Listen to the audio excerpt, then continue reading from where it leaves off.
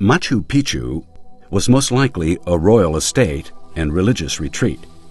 This lost city, carved from the gray granite of the mountaintop, reflects Inca aesthetic genius. Standing 2,000 feet above the rumbling Urubamba River, the cloud-shrouded ruins of Machu Picchu have palaces, baths, temples, storage rooms, and some 150 houses, all in a remarkable state of preservation.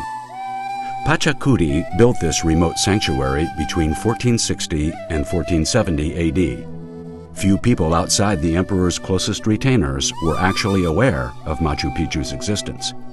In fact, by the time Pizarro arrived in Cusco, Machu Picchu had already been abandoned and forgotten because of the devastation wrought by smallpox and other plagues. It then languished under benign neglect for almost half a millennium. The jungle crept over the stone ramparts and walls.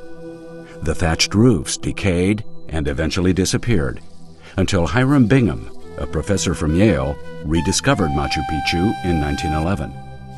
During the ensuing decades, Machu Picchu was excavated and cleared.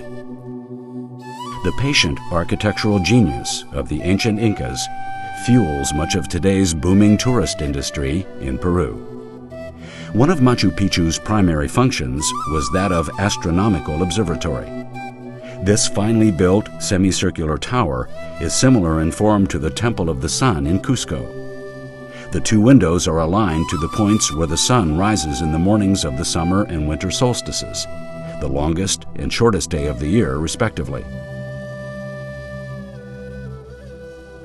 The Intihuatana stone, which translates to hitching post of the sun, has been shown to be a precise indicator of the date of the two equinoxes. At midday on March 21st and September 21st, the sun stands directly above the pillar, creating no shadow at all. At this precise moment, the sun sits with all his might upon the pillar and is for a moment tied to the rock. Nearby rests this circle, framed by the shadow of two rocks.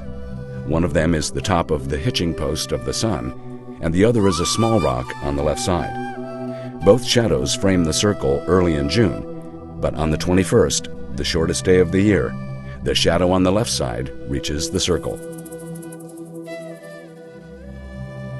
Astronomical observation was advanced in the Inca times.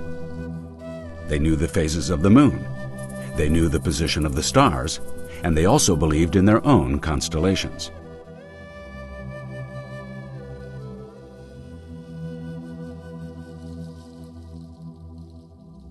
Incas believed in the concept of duality. These rocks were carved to represent both sacred mountains in the background. The ancients believed that mountains had spirits, so they revered both mountains in Machu Picchu by using the smaller rock as a shrine. At the bottom of this rock, Incas carved a small altar where they probably sacrificed animals to the mountains. The locals still believe in the duality of all things.